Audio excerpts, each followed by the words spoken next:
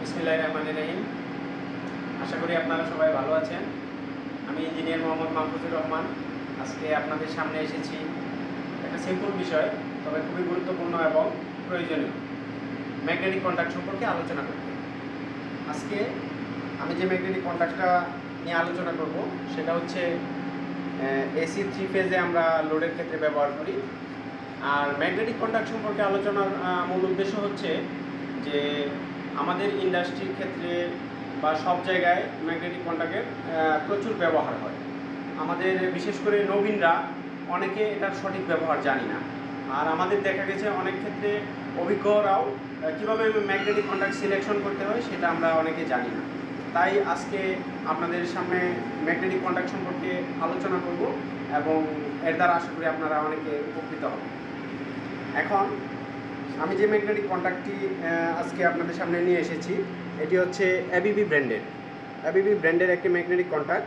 এটা হচ্ছে 220 ভোল্ট কয়েলের ম্যাগনেটিক কন্ট্যাক্ট, মানে এটার কয়েল ভোল্টেজ। আচ্ছা, এটার সাধারণ পরিচিতি হচ্ছে এটাতে কিছু কন্ট্যাক্ট থাকে, মানে অপারেটিংয়ের জন্য যে কন্ট্যাক্টগুলো থাকে 3 ফেজ লোডে আমরা ইউজ করতে পারি। এখানে দেখেন L1, L2, L3 এই তিনটা 3 ফেজ, আমরা 3 ফেজ দিয়ে যে কোনো লোডকে ইউজ করতে পারবো। আর এটার এই লোডটাকে কন্ট্রোল করার জন্য এটার একটা কয়েল ভোল্টেজ থাকে, সেই কয়েল থাকে। সেই কয়েলটা হচ্ছে 220 ভোল্ট, 220 থেকে 230 ভোল্ট, 50-60 হার্জের। আচ্ছা, এখন এটার মাঝে কিছু অক্সিলারি কন্ট্যাক্ট থাকে, যেমন এটাতে দেখা যাচ্ছে এই যে 13-14 অ্যানো কন্ট্যাক্ট। এই অ্যানো কন্ট্যাক্টগুলো কেন থাকে আর এই ম্যাগনেটিক কন্ট্যাক্টটাই বা কীভাবে অপারেশন হয়, এখন আপনাদের বলছি। এই যে কয়েল, দুইটা কয়েল থাকে, এই কয়েলে আমরা যখন 220 ভোল্ট দেব তখন এটার ভিতরে একটা কয়েলের মাঝখানে কিছু আয়রন কোর থাকে। কোরের এক পাশে নিচের পার্টটা থাকে কয়েলের ভেতরে, কয়েলের সাথে উপরের পার্টটার সাথে এই যে কন্ট্যাক্টগুলো L1, L2, L3 এবং অ্যানো কন্ট্যাক্ট, এই কন্ট্যাক্টগুলো মেকানিক্যালভাবে আটকানো থাকে। আর এই কন্ট্যাক্টটা কয়েলের সাথে মানে রেজিস্টিভভাবে বা ডিফারেন্স তৈরি করে রাখে একটা স্প্রিংয়ের মাধ্যমে, যার ফলে সাধারণ অবস্থায় এই কন্ট্যাক্টটা কিছু কন্ট্যাক্ট অ্যানো থাকে, কিছু কন্ট্যাক্ট অ্যানসি অবস্থায় থাকে স্প্রিংয়ের দ্বারা। যখনই আমরা এই কয়েল ভোল্টেজ দেব তখনই সে কয়েলটা এনার্জাইজড হবে। এনার্জাইজড হলে তখন সেখানে কিছু ম্যাগনেট তৈরি হবে। ম্যাগনেট তৈরি হওয়াতে যে স্প্রিংটা এই কোরটাকে আলাদা করে রাখে, সেই কোরটাকে আর ধরে রাখতে পারবে না, মানে সেই স্প্রিংয়ের ক্যাপাসিটির বেশি হয়ে যাবে। স্প্রিংটা সেভাবেই তৈরি করা থাকে বা দেয়া থাকে। তখন যখন সে আর ধরে রাখতে না পারে তখন কিছু কন্ট্যাক্ট, যে অ্যানো কন্ট্যাক্টগুলো এনসি হয়ে যায় এবং এনসি কন্ট্যাক্টগুলো অ্যানো হয়ে যায়। তখনই তার মধ্য দিয়ে কারেন্ট প্রবাহিত হয় এবং আমরা লোড ব্যবহার করি বা লোডে কারেন্ট পাই। এখন আপনাদের মাঝখানে আমাদের লোড নির্বাচনের ক্ষেত্রে বা ব্যবহারের ক্ষেত্রে যে বিষয়গুলো খুবই গুরুত্বপূর্ণ, বিশেষ করে ইন্ডাস্ট্রির ক্ষেত্রে, আমাদের যে কন্ট্যাক্ট সিলেকশন বা ম্যাগনেটিক কন্ট্যাক্টের এই যে নেম প্লেট, এদিকে কিছু স্পেসিফিকেশন নেম প্লেট থাকে। এই নেম প্লেটগুলো আমরা অনেকে জানি না, এর সঠিক ব্যবহার আমরা জানি না। এখানে সাধারণত এই কন্ট্যাক্টটি হচ্ছে এসি 3 ফেজ এসি, তারপরে সিঙ্গেল ফেজ এসি লোডে আমরা ইউজ করতে পারবো। এখানে দেখেন এটা হচ্ছে A26, মানে এটা 26 এম্পিয়ারের ক্ষেত্রে নর্মালি। আর এখানে দেখেন UI equal to 1000 volt. UI মানে হচ্ছে ইনসুলেশন ভোল্টেজ, অর্থাৎ এই যে কন্ট্যাক্টগুলো ব্যবহার করা হয়েছে তার যে এই যে ইনসুলেশনটা, সেটা 1000 ভোল্টেজ পর্যন্ত তার ক্যাপাসিটি। এবং তারপরে দেখেন কি আছে, আইটিএস হচ্ছে রেটেড থার্মাল কারেন্ট, মানে এটা রেটেড থার্মাল কারেন্ট 45 এম্পিয়ার, মানে সর্বোচ্চ 45 এম্পিয়ার পর্যন্ত সে মানে কারেন্ট প্রবাহের টেম্পারেচারটা যে হবে বা থার্মাল তৈরি হবে বা গরম হবে, সে লোড নিতে পারবে, এর বেশি পারবে না। তারপরে দেখেন এটা হচ্ছে IESE 1, IE AC1 equal to 45 ampere. এটা হচ্ছে IE হচ্ছে অপারেশনাল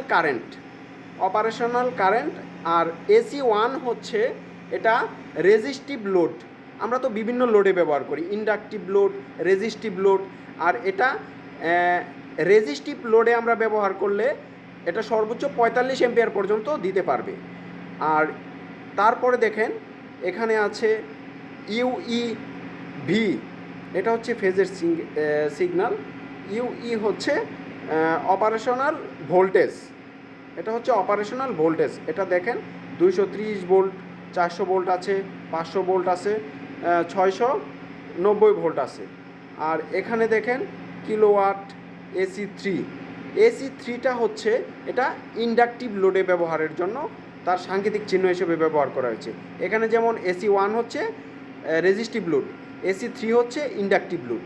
এখন আমরা দেখেন 230 ভোল্টের ক্ষেত্রে, এই যে ভোল্ট, অপারেশনাল ভোল্ট, 230 ভোল্টের ক্ষেত্রে আমরা 3 ফেজের 6.5 কিলোওয়াট পর্যন্ত ইন্ডাকটিভ লোডে এটা ব্যবহার করতে পারবো। আবার 400 ভোল্টেজের ক্ষেত্রে 11 কিলোওয়াট পর্যন্ত 3 ফেজ ইন্ডাকটিভ লোড ব্যবহার করতে পারবো। 500 ভোল্টেজের ক্ষেত্রে 15 কিলোওয়াট পারবো, 690 এর ক্ষেত্রে 15 কিলোওয়াট পারবো। এরকম আমাদের নেম প্লেটে কিছু স্পেসিফিকেশন থাকে, আমাদের লোডের সাথে সমন্বয় করে, লোড ক্যালকুলেশন করে আমাদের এগুলা ম্যাগনেটিক কন্ট্যাক্ট সিলেকশন করতে হয়। এখন এটার টেকনিক্যাল ডাটা গেল। এখন আপনাদেরকে আমরা সাধারণত এটা যেহেতু 220 ভোল্টের একটা কয়েল দিয়ে ব্যবহার করা যায়, আমরা একটা সিম্পল পুশ বাটন সুইচ ব্যবহার করে আপনাদের সামনে এটা অন অফ করে দেখাবো যে এটা আসলে কিভাবে অন অফ হয়। ওকে,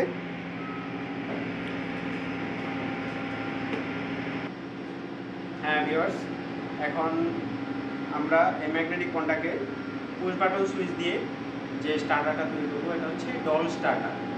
ডল হচ্ছে ডাইরেক্ট অন লাইন স্টার্টার। এই যে এখন আমরা আমাদের এটার ডায়াগ্রামটা আপনাদের দেখাবো, তারপরে আমরা ফিজিক্যালি এটা কিভাবে অন অফ হয় সেটা দেখাবো। এখন এটা ডায়াগ্রামটা দেখেন, এখানে আমরা 220 ভোল্টের সোর্স দিয়েছি, মানে 220 ভোল্ট। এখানে দেখেন একটা সার্কিট ব্রেকার থেকে আমরা ফেজটাকে নিয়েছি, একটা সার্কিট ব্রেকার অন অফ করার জন্য, সেফটির জন্য। তারপরে এখানে আমরা পুশ সুইচ ইউজ করেছি। পুশ সুইচে যে কন্ট্যাক্ট থাকে, এখানে NONC থাকে, আমরা পুশ সুইচের NC কন্ট্যাক্ট ইউজ করেছি। NC কন্ট্যাক্ট থেকে আমরা দেখেন একটা লাইন নিয়ে গেছি অন সুইচে। অন সুইচ থেকে এটা একটা লাইন সরাসরি চলে গেছে ম্যাগনেটিক কন্ট্যাক্টের যে কয়েল A1 A2, কয়েলের যে টার্মিনাল A1 A2 ইতিমধ্যে আপনাদের দেখিয়েছি। তারপরে সেখানে চলে গেছে অন সুইচ থেকে। আর এখানে দেখেন এখন কি হচ্ছে, আমরা যখন এই ব্রেকারটা অন করব, এই অফ সুইচের NC হয়ে অন সুইচের এই NOর এক প্রান্তে কারেন্ট চলে আসবে। যখনই আমরা এই অন সুইচটা প্রেস করব, মানে পুশ সুইচ পুশ করব, তখনই কারেন্টটা সরাসরি চলে যাবে ম্যাগনেটিক কন্ট্যাক্টের কয়েলে A1 প্রান্তে। আর অপর প্রান্তে আমরা নিউট্রাল দিয়ে রেখেছি। নিউট্রালটা সাধারণত নর্মালি দেয়া থাকে বা আমরা কয়েলে সরাসরি ইউজ করি। আর এখন আমরা যখন অন করব তখন সরাসরি কয়েলে ভোল্টেজ চলে যাবে A1-এ এবং কন্ট্যাক্টের কয়েলটা এনার্জাইজড হয়ে যাবে এবং কন্ট্যাক্টটা অন হয়ে যাবে। কিন্তু ভিউয়ার্স দেখেন, এটা আমরা যেহেতু পুশ সুইচ ইউজ করেছি, তখন আমরা যখন পুশ সুইচটা ছেড়ে দেব তখন আবার কিন্তু কন্ট্যাক্টটা অফ হয়ে যাবে। কারণটা কি, এটা স্প্রিং টাইপের পুশ সুইচ। যখন আমরা ছেড়ে দেব তখন এটা আবার NO হয়ে যাবে। যখনই NO হয়ে যাবে তখন কিন্তু এটা আর ভোল্টেজ পাবে না, তাই অফ হয়ে যাবে। সেই জন্য আমরা এই যে ম্যাগনেটিক কন্ট্যাক্টে তখন আপনাদের দেখিয়েছি যে এই যে অক্সিলারি NO ব্যবহার হয়, অক্সিলারি NO আছে, এগুলো অপারেটিংয়ের সুবিধার্থে দেয়া থাকে। এই NO থেকে আমরা NOটা ব্যবহার করলে এখন দেখেন অফ সুইচের এই অফ সুইচের আউট, মানে অফ সুইচ থেকে যে বের হয়েছে ভোল্টেজটা, সেখান থেকে ল্যাচিং করব আমরা। ল্যাচিং করে আমরা এটা কয়েলে ল্যাচিং করে শর্ট দিয়ে রাখবো। এই অফ সুইচের আউট হয়ে ম্যাগনেটিক কন্ট্যাক্টের NO হয়ে সরাসরি আমরা কয়েলে একটা শর্ট পিস দিয়ে রাখবো, যেটা আমরা ইতিপূর্বে এখানে করেছি। এই যে অফ সুইচের আউট থেকে এই যে এনও এসেছে, এনোতে ভোল্টেজ, আর এই এনোর আউট থেকে সরাসরি আমরা এই কয়েলে ল্যাচিং করে দিয়েছি। এখন এই হচ্ছে আমাদের ডায়াগ্রাম। এই ল্যাচিং করার ফলে কি হয়েছে, আমরা যখন পুশ সুইচটা অন করব কন্ট্যাক্টটা ধরে যাবে। ধরে যাওয়ার সাথে সাথে কি হবে, আমাদের ম্যাগনেটিক কন্ট্যাক্টের এই অ্যানোটাও কিন্তু এনসি হয়ে যাবে। তার মানে কি, আমাদের কারেন্ট কিন্তু তখন দুই দিক দিয়ে প্রবাহিত হবে কয়েলে। এই অফ সুইচ হয়ে অন সুইচ হয়ে কয়েলে যাবে, আবার ম্যাগনেটিক কন্ট্যাক্টের এনসি হয়েও কয়েলে যাবে। তখন আমরা একই সাথে অন সুইচটা যখন পুশ সুইচ ছেড়ে দেব, তখন কিন্তু সে এই অ্যানো অক্সিলিয়ারিটা দিয়ে কারেন্ট পেয়ে থাকবে, ভোল্টেজ পেয়ে থাকবে, যার ফলে সে আর অফ হবে না। কিন্তু তখন আমরা এটা কিভাবে অফ করব, যখন আমরা অফ সুইচটা অফ চাপ দেব, এটা এনসি কন্ট্যাক্ট, অফ সুইচে এনসি কন্ট্যাক্ট ইউজ করেছি, যখন এটা আমরা চাপ দেব তখন এনসিটা এনও হয়ে যাবে। এনও হয়ে যাওয়াতে এই দিক সম্পূর্ণটা ভোল্টেজ শূন্য হয়ে যাবে, তখন কন্ট্যাক্টটা অফ হয়ে যাবে। এই যে আমাদের ফিজিক্যাল ডায়াগ্রাম অনুসারে এখানে অফ সুইচের এনসি কন্ট্যাক্ট আমরা ইউজ করেছি। এই যে এটা হচ্ছে আমরা ফেজ নিয়েছি, একটা সিরিজ লাইন ইউজ করে আমরা সেফটির জন্য একটা ফেজ নিয়েছি। সেই অফ সুইচের এনসি হয়ে আমরা এই যে অন সুইচ, এটা আমরা অন সুইচ ব্যবহার করেছি। অন সুইচের অ্যানো কন্ট্যাক্টে এই যে দেখেন এসেছে, অ্যানো কন্ট্যাক্টের আউট হয়ে সরাসরি কয়েলে এসেছে। আর অফ সুইচের আউটে যেটা বলেছিলাম ল্যাচিংয়ের জন্য আমরা এই যে এই তারটা শর্ট দিয়েছি এই ম্যাগনেটিক কন্ট্যাক্টের অ্যানো থেকে আবার ল্যাচিং করে নিয়েছি ম্যাগনেটিক কন্ট্যাক্টের কয়েলে, যেন আপনাদের ইতিপূর্বে বুঝিয়েছি। আর এটা হচ্ছে সরাসরি নিউট্রাল। এখন আমরা এটাকে অন অফ করে আপনাদের সরাসরি দেখাবো যে এটা কিভাবে অন অফ হয়। এই যে আমাদের অন সুইচটা অন করলাম। এই যে ভিউয়ার্স, অন সুইচ অন করার সাথে সাথে কন্ট্যাক্ট এনার্জাইজড হয়ে গেছে। মানে এখন আমাদের এদিক দিয়ে কারেন্ট দিলে L1 L2 L3তে কারেন্ট দিলে আমরা এই যে T1 T2 T3 out terminal হচ্ছে T1 T2 T3 three phase লোডের জন্য আমরা তিনটা ফেজ আলাদা আলাদাভাবে ইনপুটে দিলে আলাদা আলাদাভাবে আউটপুটে তিনটা ফেজ পাবো, আমরা লোডে ব্যবহার করতে পারবো। কন্ট্যাক্ট এখন অন, মানে এখানে আমরা ভোল্টেজ দিলে আউটসাইডে আমরা ভোল্টেজ পেয়ে যাব। এখন কন্ট্যাক্টটা অন আছে। এখন কন্ট্যাক্টটা আমরা অফ সুইচে চাপ দিলে সাথে সাথে অফ হয়ে যাবে। এই যে দেখেন ভিউয়ার্স, অফ সুইচে চাপ দিচ্ছি, হ্যাঁ কন্ট্যাক্টটা অফ হয়ে গেছে। এখন কন্ট্যাক্টটা সম্পূর্ণ অফ। এই হচ্ছে একটি ম্যাগনেটিক কন্ট্যাক্টের কার্যপ্রণালী, তার ব্যবহার, তার স্পেসিফিকেশন।